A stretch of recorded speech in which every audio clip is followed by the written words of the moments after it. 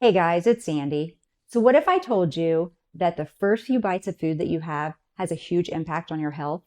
It's such a simple thing, but it is the order in which you eat your food. Now, I'm not talking about being strict and only eating certain things or taking away certain food groups. That's not what I mean. What I mean is your first few bites actually really matter.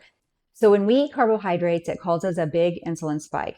That glucose is then taken through the body. It goes into the muscles, it goes into the liver, and it's used for energy for our body. It's very important that we have that.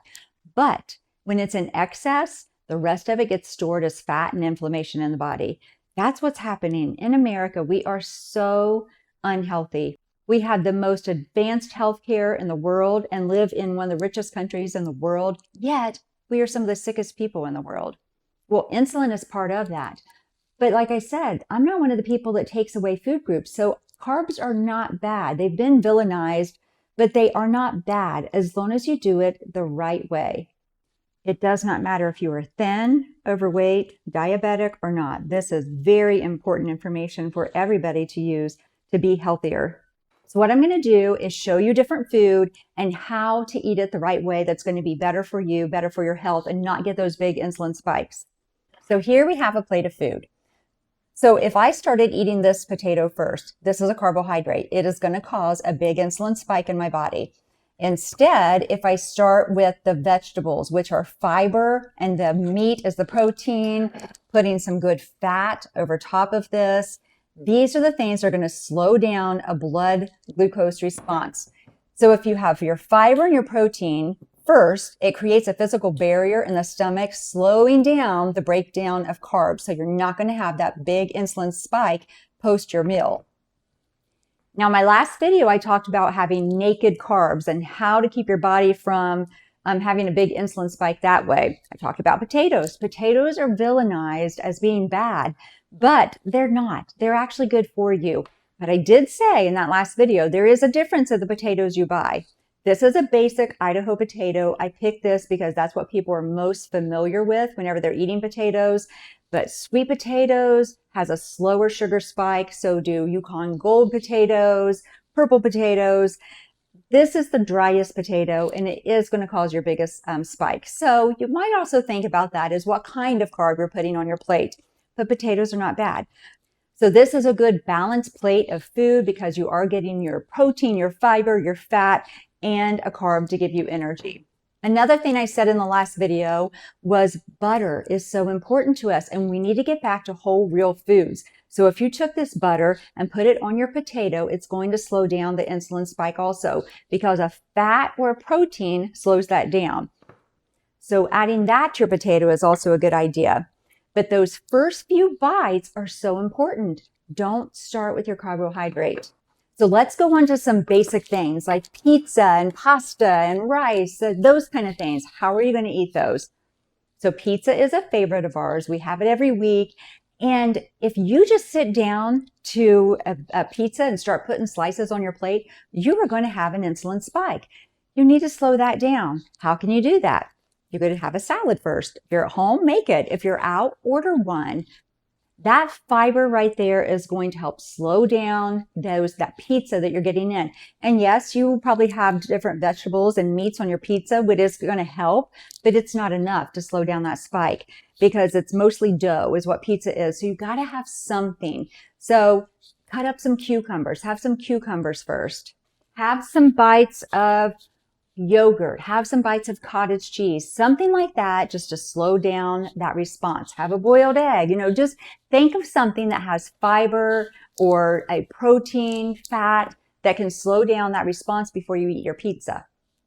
So again, I want to emphasize that we need to get back to eating whole, real food, but that we don't need to take foods that we love away.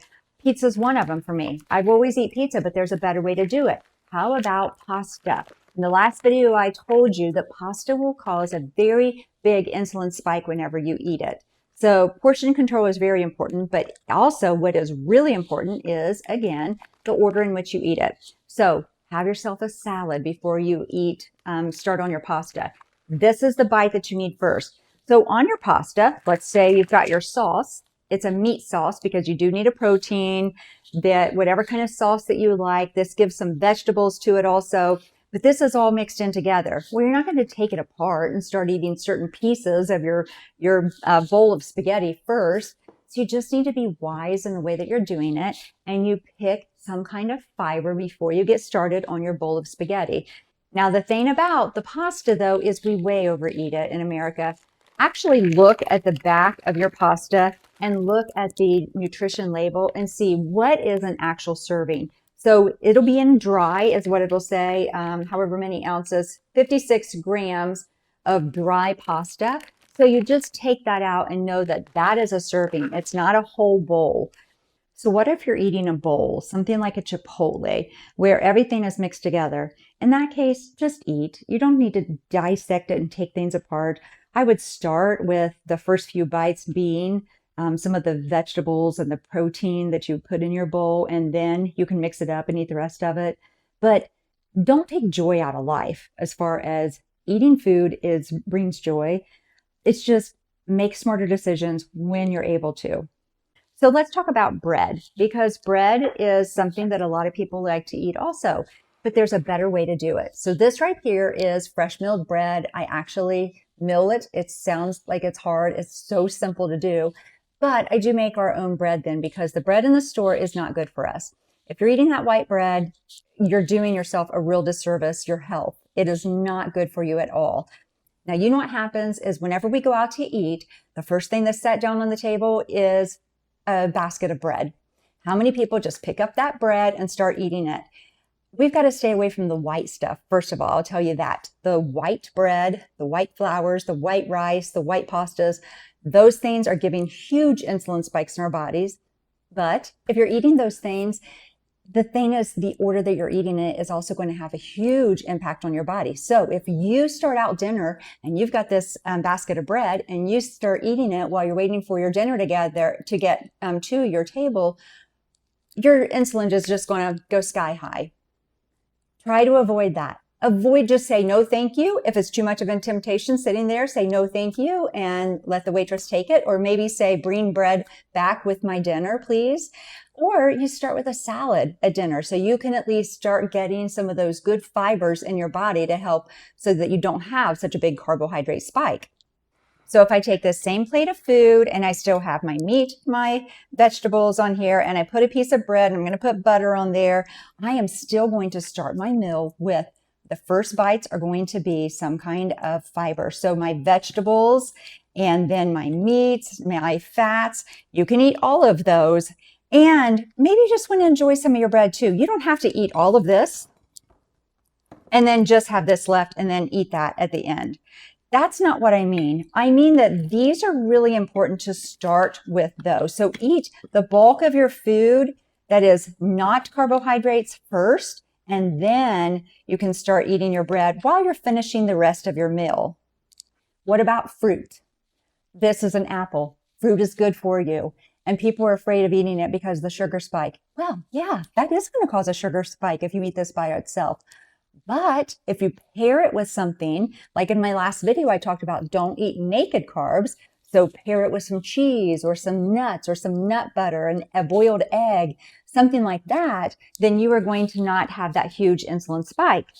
But if you want fruit and use it more as a sweet, something sweet at the end of a meal, then you've already eaten all of this and then eat your fruit at the end rather than starting with it.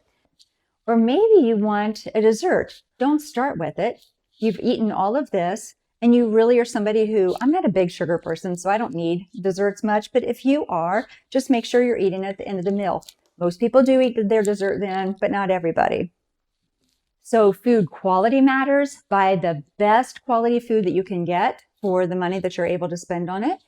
But then also food order matters. So this is very simple and basic. It's just the order that you eat your food really does matter. And before, I would sit down and I would start with this, or I would start with this, instead of thinking, oh, I should eat my fiber first and my protein and my fats, and then I will go ahead and start on my carbohydrates. Once you know, then you want to do better because our health is that important.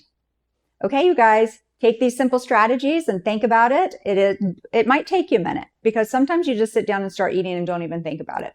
But when you do think about it, make sure you're getting that fiber and that protein first. All right, that's all I have for now. Until next time, I'm out.